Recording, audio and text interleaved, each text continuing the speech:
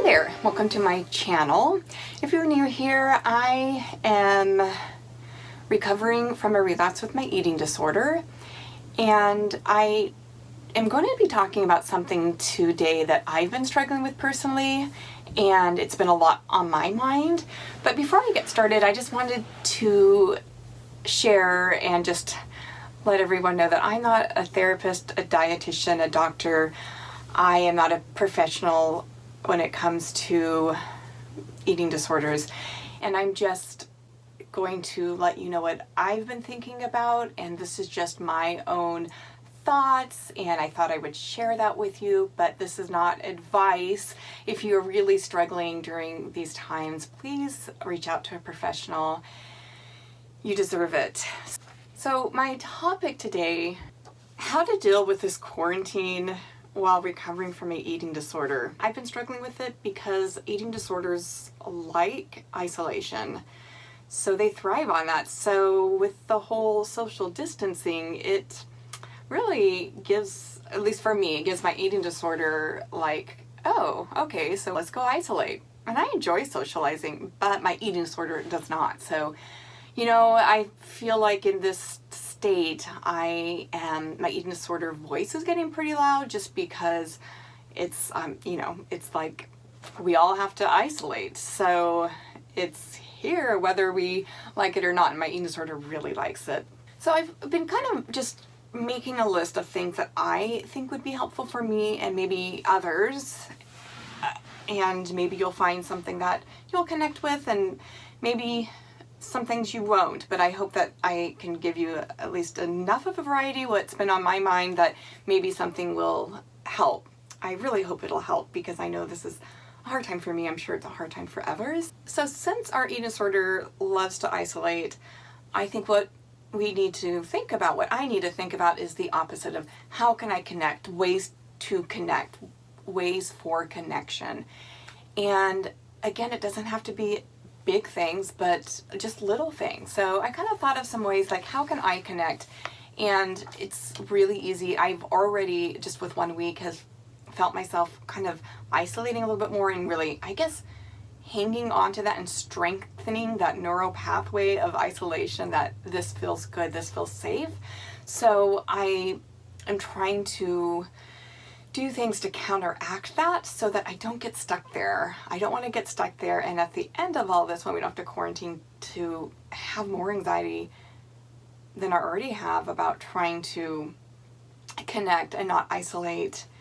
So what I've been doing is just seeking for other ways. So I have been texting friends. I've been texting friends from my community, my family. I've also just been keeping in touch with some of my friends from treatment, and for me that's really important. And yesterday I just was like, okay, I'm going to reach out to a few people because it's hard in real life to focus on recovery and make that like the forefront, and it's nice just to be in touch with other people who get it. You know, besides texting, call. My sister called me this morning, which was really nice, and it's nice sometimes, especially nowadays, I think people are just more comfortable texting, and it's nice to have that voice and just that immediate sense of back and forth and laughter, all those little things that you get in a phone call that you don't get in a text. So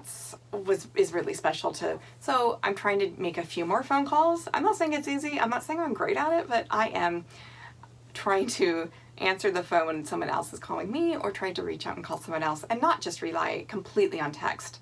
Although I will admit, I am texting more than I'm calling. FaceTime's a great idea, and it's nice to see that in, the facial expressions are something that I think when we're isolating, when we have to isolate, you lose that sense of connection. So that's something, just even seeing people's facial expressions while you're talking with them, for me it makes a big difference, and it's an automatic way to connect. So connection, I'm telling you, it's so important.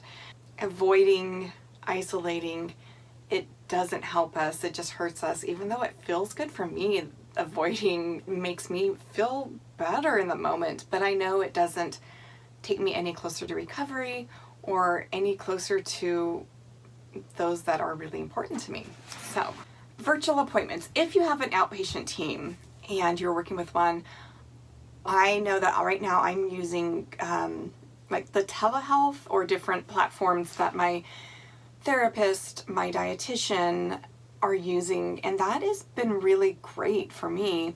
It's been nice to be able to still connect, and it might not feel really natural at first. For me, it does.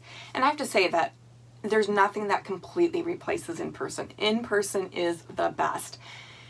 But since that's not really an option right now, virtual is definitely a great option. For me, it feels natural because I've done work virtually before, and I've met with people, I've taught virtually in some situations, so to me, it already seems natural. But if it doesn't seem natural to you, give it some time and give it a chance.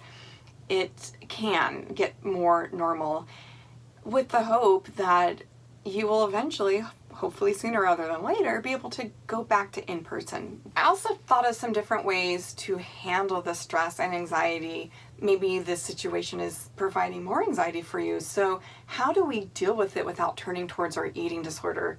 Again, I'm not a therapist, I'm not a dietitian, not a doctor, but this is just ways that I have thought of on my own, and ideas that I've gathered from treatment or from my therapist and my dietitian. So it's just kind of a collective list of things that I think might help myself and others, because I'm struggling. This isn't like, oh, hey, I've got it, this is what I'm doing, you should do this too. No, I'm struggling. I'm really trying to figure out what I can do to not struggle as much or to stay focused on recovery. And if you guys have ideas, I would love to know your ideas. Please comment in this video and let me know. I'm not that great at journaling, and I think it's a great way to even be connected with yourself. I feel the few times I have journaled, it really has helped me get out of my head or get what's in my head out, and makes me kind of be able to understand more and maybe get past it. If you're someone who journals a lot, give me some more tips, and I would love to hear your experiences and what it helps you with, because I'm going to try to do more of that. I wrote down doing crafts or hobbies. If you've watched in one of my other videos, I am not a crafty person. I don't like arts and crafts. I'm just, being a musician, people just assume that I'm very artsy and very creative that way. I'm not.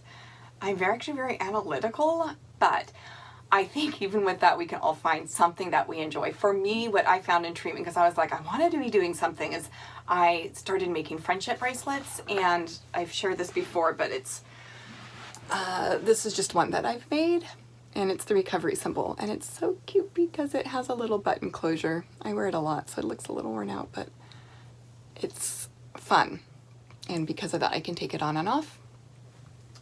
So you don't have to be liking friendship bracelets. Maybe you knit, maybe you collage, maybe you needle felting. There's so many different things. Maybe you can find something new to do.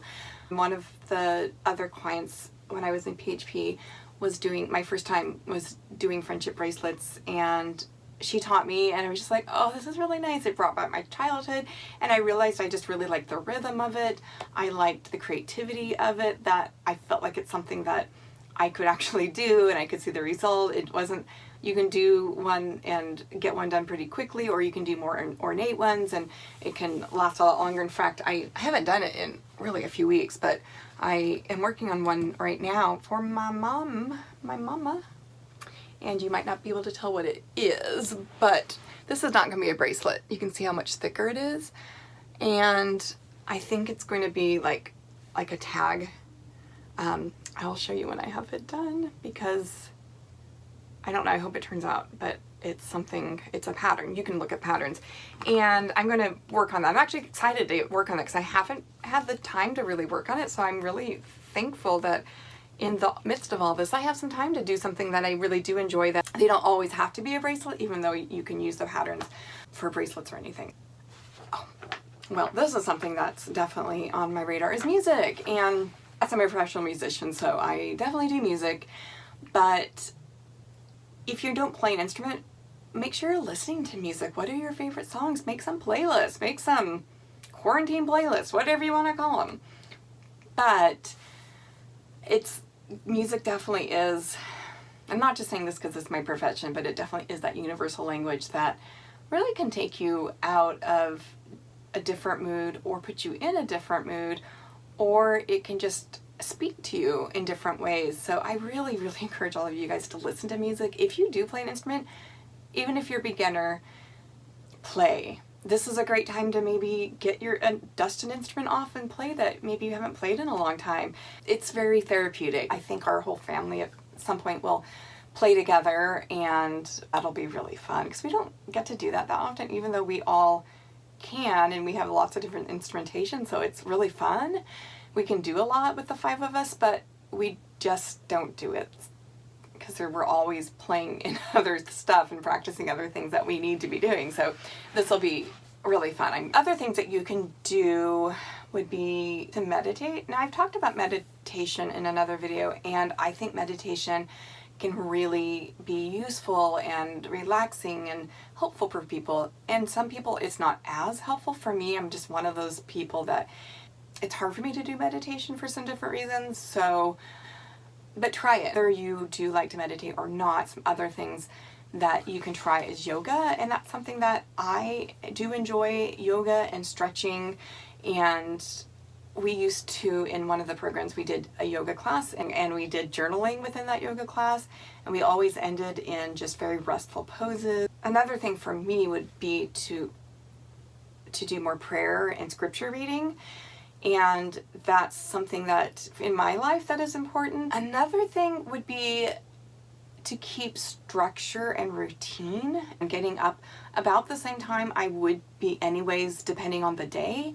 I am looking at my schedule first with my meal plan that I have scheduled out, and then inserting other things that I need to be getting done, want to be getting done, whatever it is. But my day is now structured around my meal plan times and my meal plan. Other thing is, I think it's easy, and okay, there's nothing wrong, and I think we should all take advantage of just getting up, staying in comfy clothes all day. For myself, at least, I have been telling myself to don't do that every day. Get up, shower, get dressed, put makeup on, do my hair. It just improves your mood. It can make you feel a little more human. And even right now, I'm not dressed in anything fancy. I got my jeans on and just a shirt. Okay, so let's talk a little bit about self-care, because I think that's something that doesn't have to be a big deal, or it can be a big deal, and it's okay. You're worth it. You're worth whatever deal. Right before I came in here, I just wanted to get some coffee, so I made myself some coffee. So I got this, can you read it? Coffee and then the world. So it's such a cute little cup, and it's pink, and if you guys don't know by now, I love pink. It matches my room. And for some reason, this little thing, okay, this is self-care. This is what makes me so happy. This little thing with this lid, it's just a lid that goes with it. It flips up. I don't know if you can see that, but for me, I don't know why, it makes me so happy. So, cheers. The thing I was thinking is just even a simple, like, you can't really go to get a manicure or pedicure. Being a musician, you'll never see fancy nails on me. I just can't. I play violin and viola, and I need my nails short, so that. When I was at Target last week, I picked up some nail polish. So I have a new nail polish color, and I really need a pedicure right now, so I am going to paint my nails, my toenails, and I know I will feel better. Some other, like, just self-care or ways to handle anxiety is hang out with your pets if you have them. If you don't have pets, look up some funny or cute animal videos.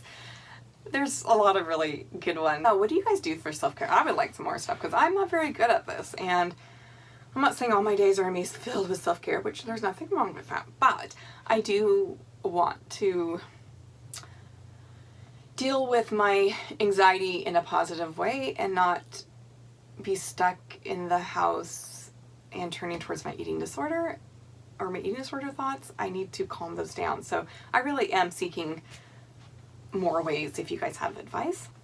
Learn something new. Owning a small business, I feel like there's always stuff for me to learn. So I'm going to try to get some more skills in that sense, and the sky's the limit nowadays. You know, one thing you can do is rearrange furniture if it's an option, organize a room, clean, create a space that feels good and relaxing. I hope you guys are in this with me. It'll just be so easy, and my eating disorder really wants to take advantage of this situation, but let's not do that. Let's like really rally together and connect and try to form a community that we can support each other and share ideas, and we have got this. It might not be easy, it can be hard, but that's okay. We can get through it. Hope you got something out of this. And again, I am still searching for ideas, so how to handle this whole situation, how to handle the anxiety, how to handle not leaning into my eating disorder right now. So I would love to hear from you guys, and if you like this video, please subscribe to my channel, like it, comment. I would love to hear from you. Okay, I hope you guys are having a good day. Lots of love to you all.